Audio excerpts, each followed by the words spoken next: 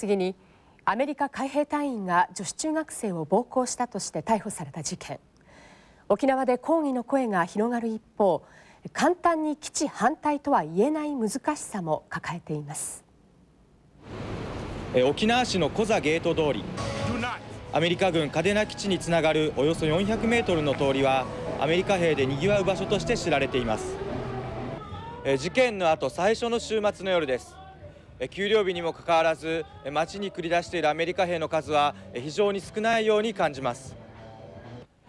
戦後沖縄市は基地の街として発展してきました。ゲート通りに店を構えて30年、ガキヤさんは今回の事件にある懸念を感じています。95年、海兵隊員による女子児童暴行事件ではアメリカ軍基地の撤去を求める動きが沖縄を覆いました。去年1年間、県内で逮捕されたアメリカ軍関係者は46人。ご異議なしと認めます。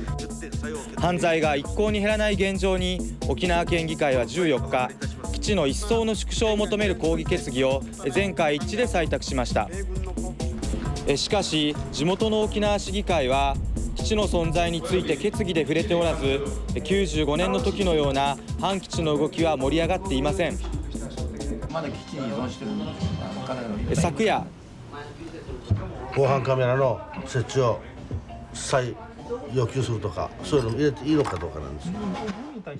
ガキヤさんらは来週にもアメリカ軍や日本政府に対して綱紀粛正の徹底と再発防止を求める抗議声明を出すことを決めました。ただし基地そのものの反対運動には一線を画したいと言います。いや、基地は生活ですよ、本当は。はっきり言って。やっぱり基地っていう事態にはじゃあスタンスとしては、いやだけどほとんどはノーなんですよ。ノーなんだけど、いや出ていけっていう話で行って出ていく話でもないんだったら、でそしてここに依存している部分があるんであれば、この部分はしっかりと自分たちのエリアとしてね、そこをしっかりと守りきれんといかんと。抗議文では今回の事件が反基地運動の起爆剤になるという懸念をあえて示すと言います。事件に対する怒りの一方で、基地反対と簡単に割り切れない現実に基地の街が抱える苦悩が現れています。避難用の食事が入ったカートをトイレに入れていました。ご覧のスポンサーの提供でお送りします。マル秘ウォッチ永田町です。バレンタインチョコと国会審議、どちらも積極的なアプローチが目立った永田町。しばらく沈黙していたあの人も新たな問題に積極的なアプローチで復活です。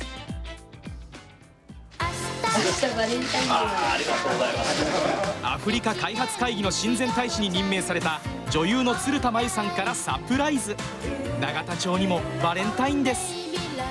今日はそのバレンタインデーということで、ここにいる女性記者全員から総理の気持ちなので受け取ってください。大丈夫？大丈夫？また本当は嬉しいくせに、この時期男性は妙にそわそわしちゃうんです。ねえ柳瀬さん、チョコレートは血管を広げるからいいんですってね。ポリフェノールが入っててね。体験で積極的なアプローチで、いくつもらえました？ちょこっと増えました。ダジャレですか？そんなデタラメが国民に通ると思ってるんですか？いや、誤りってどういうことですか？国土交通省が発表しているデータですよ。国会では民主党が道路特定財源問題に積極的なアプローチ。質問に立つ場合は必ず道路に関する質問をするって戦略。政府も苦しい立場です。苦しい立場といえばこちら。東京5区は本当にゼロからのスタートになります。自民党では岐阜1区の公認争いが決着。佐藤ゆかり議員は東京へ。これまで応援してくれた岐阜の皆さんには苦しい説明です。そこにあの助っ人が参上。別れることは辛いけど仕方がないんだ皆のため。分かってちょうだいって、お得意の歌で地元の皆さんに積極的なアプローチ。今でも好きだゆかりさん。はい、アンコールにお答えしてもう一曲。おててつないでゆかり。おててってちょっと積極的すぎ。恥ずかしい。それにしても未だ調整つかない小泉チルドレンはどうすりゃいいの？小泉さんってここはどこ？ちょっと明るい大変以上。ビーチ？ビーチって実は小泉元総理は沖縄宮古島を訪問していたんです。目的は環境に優しいバイオエタノール事業の視察。サトウキビが原料です。でも石油業界が反発して計画が行き詰まっているんですって。石油業界が協力しなくてくじけちゃいかん。抵抗勢力もいずれ味方になると思って頑張ります。小泉節が久々復活。今度の抵抗勢力は石油業界？小泉さん、もう一回よ、総理大臣。本当にもう一回ある？郵政民営化の次は環境問題だったりして。さて、脱メタボリック症候群は最近の食品業界のキーワードですが、ビール業界も例外ではありません。来週健康系発泡酒を発売するキリンビールの三宅社長が昨日日テレニュース24に出演し、新商品への戦略を語りました。朝日が眩しい早朝、車から降りてきたのは三宅社長。毎日通勤の途中から会社までは歩いて出社。会議の時挨拶しなきゃいけないことなんか考えたりね、大概の二日酔いはこれ治りますから。この日、健康に気遣う社長が力を入れるある新商品が。超キリンゼロ初製造品できました。ゼロ。はい。本製造。はい。できた。じゃあ早速飲んでみよう。はい。そこへそこへ。はい。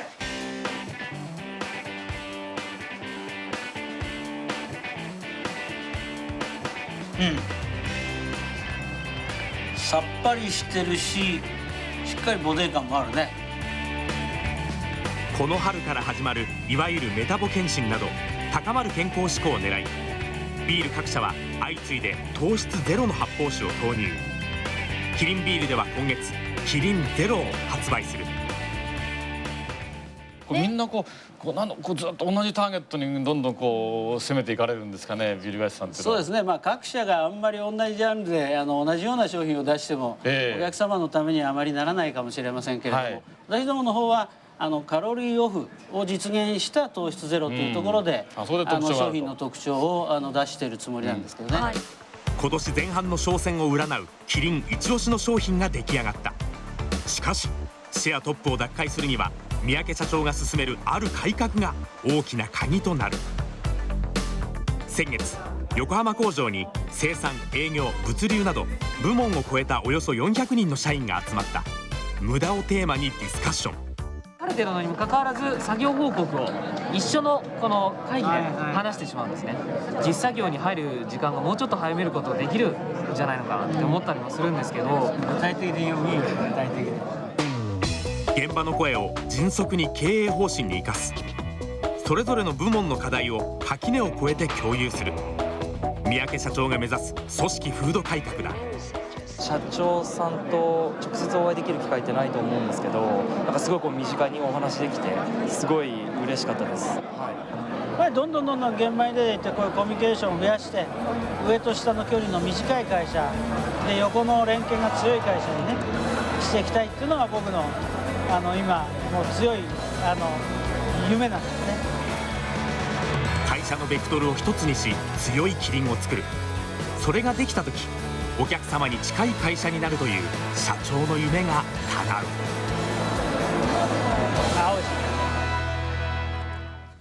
食事の入ったカートをトイレにしまっていました。今月6日、韓国プサン発成田行きの日本航空の便でカートの収容スペースが足りずトイレに押し込み離着陸していたことが分かりました。離陸後カートをトイレから出して機内食のちらし寿司を乗客に出し、着陸の時に再びトイレに入れたということです。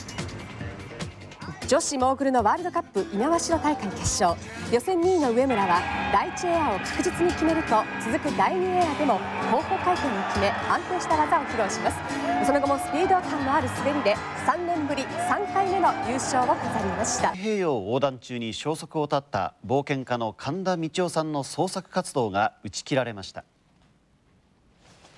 先月31日に栃木県を出発し、単独で太平洋横断に挑戦していた冒険家の神田道夫さんとの連絡が今月2日から取れなくなっており、アメリカの沿岸警備隊が捜索活動を続けていました。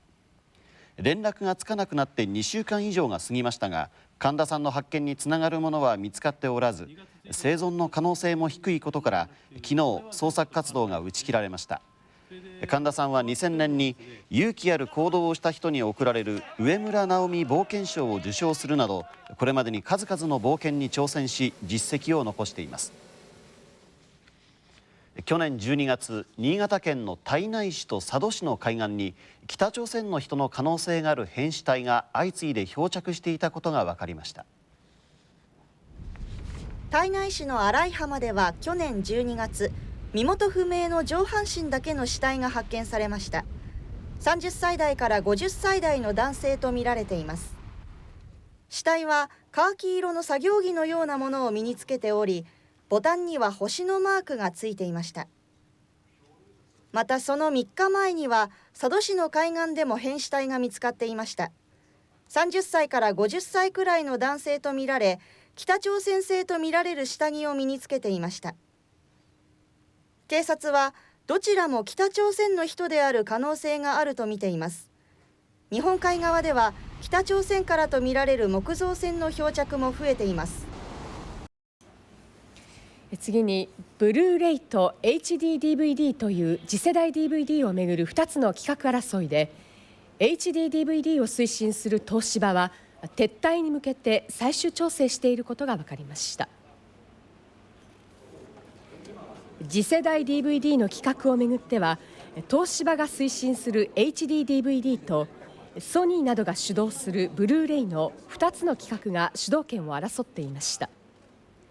しかし年末のレコーダー販売競争では 90% 以上のシェアをブルーレイが占めたほか、今年1月にはアメリカ大手映画会社ワーナーブラザースがブルーレイ支持に回るなど、ブルーレイが優勢となっていました。